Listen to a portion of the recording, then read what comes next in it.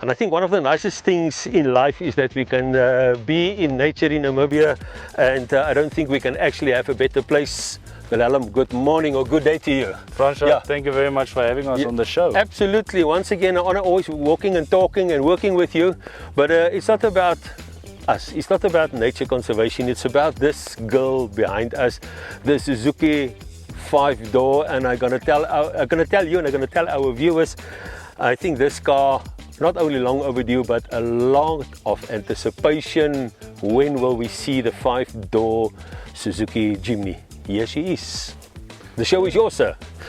Well, it's a huge opportunity to once again for Auas Motors to be part of Cars and Gears. So, Francois, thank you very much for your team to having us. Awesome. Welcome.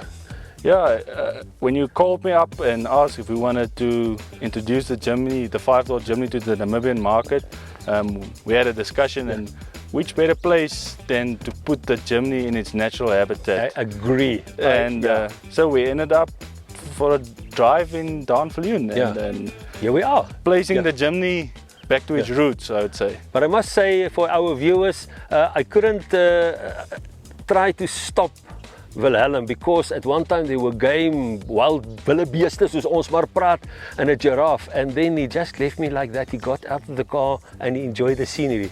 But I would have done exactly the same, Wilhelm. It's such a opportunity and a privilege for us as Namibians to still be able to be here as we're taking this shoot. I mean, the blue wildebeest are less than 100 meters away from us. Having the opportunity to introduce the 5-door Jimny to the Namibian market, it's a huge privilege. So. I agree with you 100%. But I think let's start at the beginning.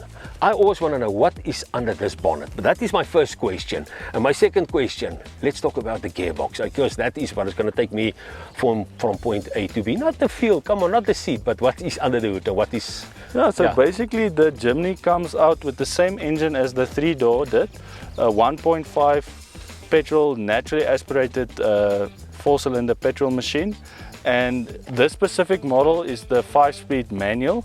It also does come in a 4-speed automatic. Wow, yeah. With Suzuki calls it all grip, but that's just their wording of 4x4. Yeah. This has a low range gearbox, full 4x4 with your low range gearbox as an option. So capable. It's made for Namibia. There's nothing that can stop the Jimny. It's well capable 4x4 vehicle, and on the plus side, it doesn't weigh much. So somebody once said to me, actually, we were talking about that. Apparently, if you look at the engine capacity, the torque and the kilowatts, it is the most, can I say, efficient per kilogram vehicle. If you take it like that, I mean, if you take race cars, they always go a power to weight ratio. So race cars are very light with immense power, so the power to weight ratio is almost 1-to-1. For each kilogram there's 1 horsepower, and this is where the Jimny comes in.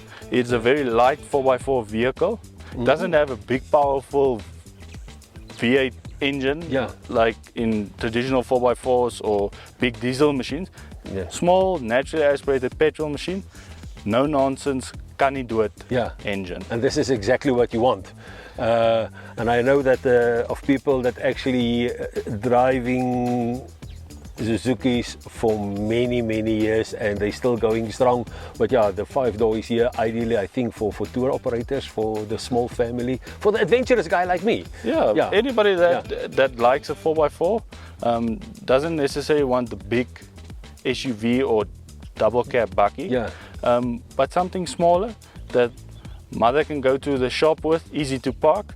But on the weekends, dad can use to either do a nature drive or go onto the beach and go fish. Or it's a one-stop vehicle for the whole family. 5-seater, safety belt, safety features. Tell about that. Everything. It has 2 airbags up in front. So basically, the only difference between this one and the 3-door is they extended the chassis with 36 centimeters, enabling to put another door in. So it's a bit longer, but more or less the same as the 3-door, same safety rating, same power to weight ratio, just a bit longer wheelbase. Now look at that, that is just amazing. And you see we even have some visitors that want to see more. And also another Suzuki. It is another Suzuki that actually want to see more about what's happening here. And I think this is what they call it, the Suzuki is going all over. Vehicle, yeah. It's made for the adventurer. Exactly. Yeah, let me just see if we can get these people past here. They are more than welcome to drive past us. I think there is place and space. But yeah, if you drive a Suzuki and you know the roads, I mean, you can literally go all over. There's no problem. Yeah, absolutely. And I think this is a nice thing about Suzuki. But you can also, how can I say, you can also accessorize it. Yeah, this is, we had a chat, Francois and I, there's actually people in South Africa making a living on the accessories you get on these vehicles. This one is a demo we, like the old people say, pumped. Pumped out, like we pumped our ride. So we put on the roof rack, the specific supplies. We put on a snorkel kit, we put on a replacement bumper in front, a replacement bumper at the rear, and even a ladder if you want to get on top. This is how I know, well, I'm always up there. So basically, and we put on a bit more rugged tires to give it that rugged look. And but yeah, only cosmetic changes, nothing on the engine or anything. Wonderful, awesome little vehicle. With the replacement of the front and rear bumper, you increase the decline and the incline angles of the vehicle going down mountains or up mountains. Everything helps for the adventurer to better equip it for 4x4ing. And I just want to take our viewers back. Last year, approximately this time, I had the privilege to take one of the Suzuki, the 3 doors, up the dunes, and there immediately it gave me an absolute different perspective of such a small car, and now a bigger one. And Suzuki staan nie terug nie. Ek dink dis die belangrikste. No, I don't think it's a no-nonsense little 4x4 vehicle. It's too stupid to break. I have to laugh in all respect.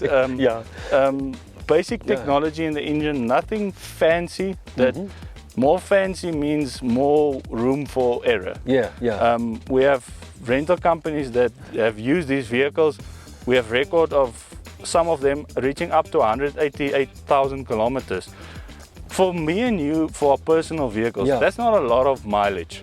But remember, a rental car, which does have a lot of drivers over its lifetime, to reach that kilometers for a petrol machine, not having any problems thus far, touch wood, is significant. It says a lot, So this is a really great product for the Namibian market. It's a family vehicle, it's safe, it's reliable, and you even get not too bad fuel economy. If you want to go into the dunes or into the mountains, it doesn't stand back for anything. I'm actually checking the mountains. Where will our next route be? Let's find out. Let's find out. Yeah, let's find out, and stick to Cars and Gas. We're going to bring you interesting stuff, not only about cars, everything motor related, even the tar roads that we're driving on, that will be somewhere featuring as well. Kom ons vat hom vir 'n spin, ek is nuuskierig. Kom ons sit hom in lou, laat hy grou. Laat hy lou, laat hy grou. Let's go. Moenie weggaan nie, ons bring vir jou nog baie.